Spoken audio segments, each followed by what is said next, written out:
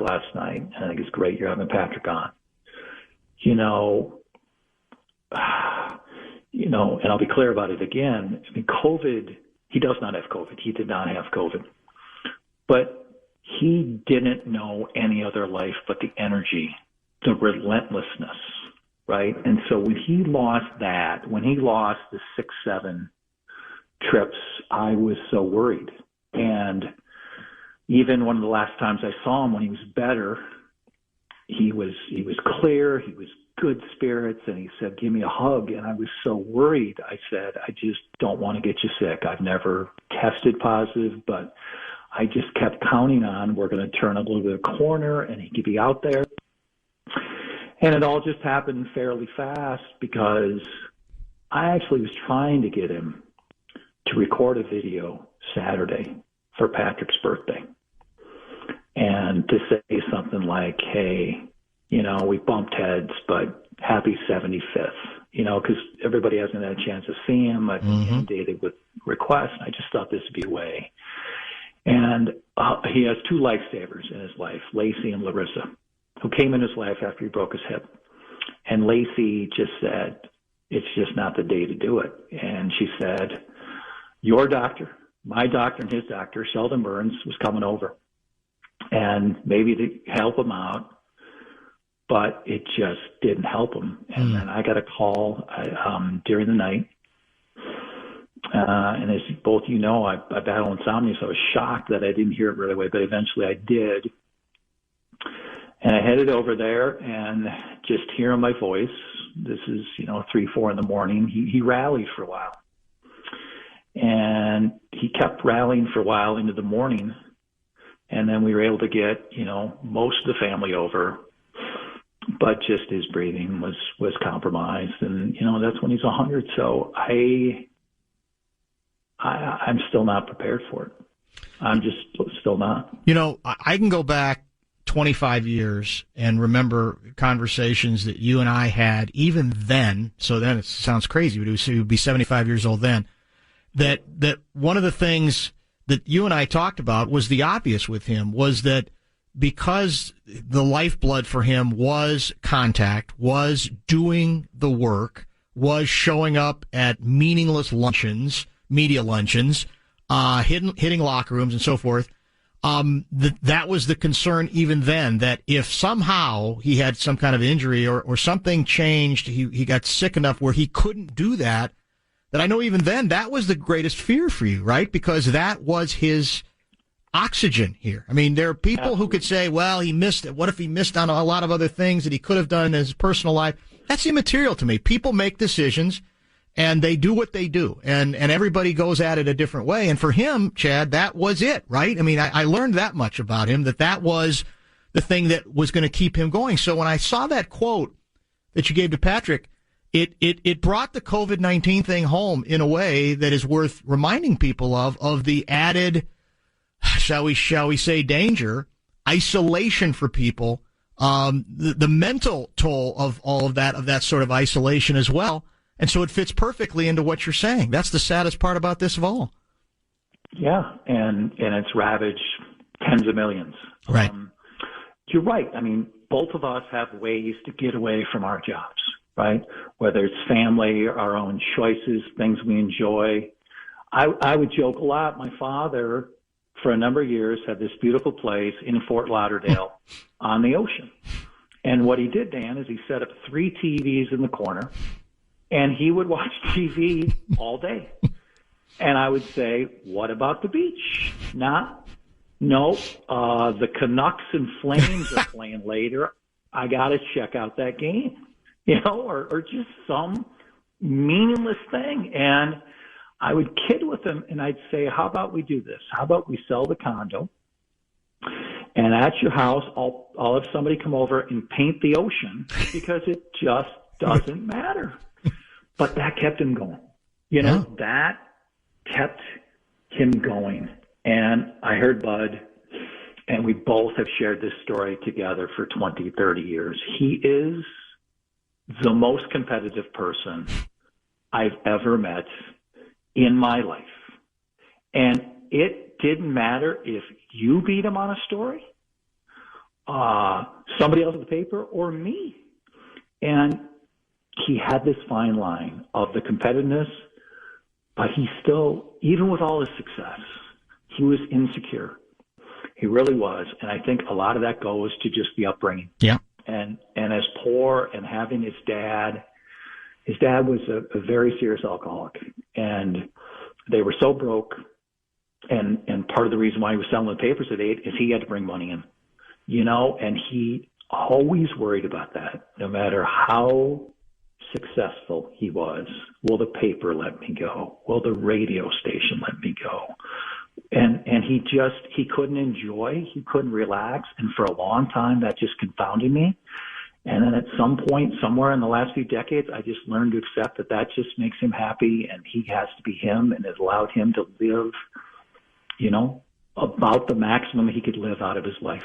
Where do you think the relentlessness came from? I think it's you're offering some interesting clues about sort of, the upbringing and that impact it had on insecurity and so forth. But is that also related to just the tirelessness about, I'm going to go after every story, no matter how long it takes me, no matter at what other cost? I think some of it, and his relationship with his mother was extraordinarily close. He lost his mom, I think it's 1971. I'm just so overwhelmed by things. And he was so close. His dad passed away around the same time, but just because his dad wasn't someone he could count on as much, that he spent a lot of time bailing his dad out or talking his way, because he really wouldn't have that much money to bail his dad out, that I think he always thought of that life. He always thought of how his brothers, Harold and Saul, and his sister Bernice, and how they lived. And there was still something about it for him to wake up, and whether it was to jump on CCO or go somewhere and get the next story, that just brought him the joy that all of us in our jobs can reach a malaise, can reach something where it doesn't satisfy us as much, and we need to find something else, or we just put it on autopilot. I mean, you were around him for thousands of days. I never once saw him on autopilot. I never saw him cruising through anything, and that kept him going. He loved my kids so much. But I'll tell you a story. My youngest son, who well, has health issues, and we're celebrating Q. It would have been his 18th birthday. I know you might have forgot this, but the Wolves actually made the playoffs once. and we were late because of traffic. And we get there a little bit later. My father looks at me and goes, well, we got to hurry this birthday party if I got to get to that Wolves Nuggets game. And I'm like, it's Q's birthday. And he's like, I just can't miss the tip-off. And don't get me wrong, he would have given his life a million times for Quentin. I mean, there's just a million times. But again, that game, and as much as the two of us still love the NBA. We're about the last two people in this town in that category. But he had to be there. Yeah. And he never was going to change. You mentioned the insecurity. Patrick and I used to have these conversations when he would be mad at us for either something we wrote or something he thought we were about to write or whatever. And that was the great irony of it, is that I would say, and sometimes I'd even say this to Sid, I'd say, Sid, I'm not a threat to you. I'm not even close. They're never going to build me a statue. Now, of course, they hadn't built him a statue yet, but that was inevitable they were going to. I said, what are you worried about? It's just my column. You've got your presentation. You've got your place. I can't touch it. Patrick, who's one of us, can't touch it, as brilliant as his career has been. But insecurity is insecurity, I guess, is the answer, right? Because if that's how you're wired, it doesn't matter if there's a million logical reasons why you should not be threatened by the other people who are working around you. 100%. And, one of your jokes forever, well, he was my guy before your guy. I mean, he'd say that to anybody. He'd say that to me. Yes. And, I mean, I'll just give you another example. When he breaks his hip, and he breaks his hip, you know, a few weeks after Quinton had this radical leg surgery, you know, and he had been there every day, and Q wouldn't walk for 5 months. And he breaks the hip, and he's still, I mean, the most amazing thing about that day, Dan, is he walked up the stairs at his house with a broken hip at 96. I still can't fathom that. And he comes in, and two people we both know well, Sheldon Burns and Pat Smith, sit me down. And by the time we sit down, it's 2-some in the morning. And if I remember right, I think Pat might have grabbed a drink or something. Right. And they both said, you have to understand the life expectancy for a man at his age. Well, Dan, the only thing he thought of is how quick he was going to get out of there. And then somewhere in that stretch, PJ Fleck was hired.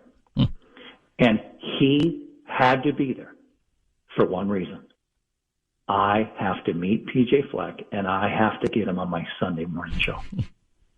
And like, if he wasn't there, he wasn't going to meet him a week later, or the U of M was going to tell him. That is just how he thought every day. I remember. How he thought every day. And it was that balance of competitiveness, or if I don't get him, hey, Barreiro's got a show on Sunday, he might get him. Or Mike Max on his station might get him, or Chad, his son, might get him. I have to be there. And it was stupefying at times, and it was just marvelous that he cared so much. We all should find something in our life that my father cared about so much. And I'm talking so much about the job too, but he cared immensely about his family. You know, I heard you ask Bud a great question. What do we not know? You know, people had to see my father around, you know, his 5 grandkids, and he could be so crusty. He could be so curt. But when he was around Justin Callie and Hunter Griffin and Q, you know, that other side would come out, and that's what the people closest to him saw, but the public just didn't see a lot of. Well, in more recent years, I don't go to games anywhere as much as I used to, but when I was, that would be the icebreaker with Sid and me. It would be him asking about my daughter. And he was very warm at times like that. And, you know, I was going to ask you about that because he was, as I think you know, he was very mad at me when we split up the 2 shows. Yeah. And I was not offended because it's like, okay, it's his son. I mean, I get that loyalty. But for a long time, man, he was not happy with me. I hope he got over it. I think he got over it at some point later. He even once said, you got a good show. It was kind of like grumbled, and it was kind of like muttered, but he kind of said it. But that's the icebreaker for him later with me was he would just ask very earnest questions about Gia. And you know, to your point, I think there is obviously that side of him that a lot of people are not going to see or not necessarily going to have a chance to see. Yeah, I mean, twofold. I mean, going back when we went our separate ways, I set him down, you know, when we decided to do that, I remember sitting down and saying, I know you are going to take my side. I know you're going to be irrational about it, but I want you to shut up. I go, we're both going to be fine. We're both, and he couldn't. And he would say, at times, very inappropriate things. And if people could go back and find some Wolves games in 2002, 2003, and if my voice sounded a little weak, it was probably me yelling at him to shut up, you know. But if he was asking about someone's spouse, if he was asking about someone's kids, we both know too many people. Everybody listening knows too many people. And knows when someone does it and it's disingenuous and it's just, okay, right. I got to do it. You know, let me just play along. In particular, if it involved younger children or it involved health, if he could help, his greatest contact base today is still doctors. Doctors. He just wanted to be around every doctor possible. And, you know, there would be times when he had some health issues, which I won't go too much into, over the last few years where there really wasn't much they could do because he was of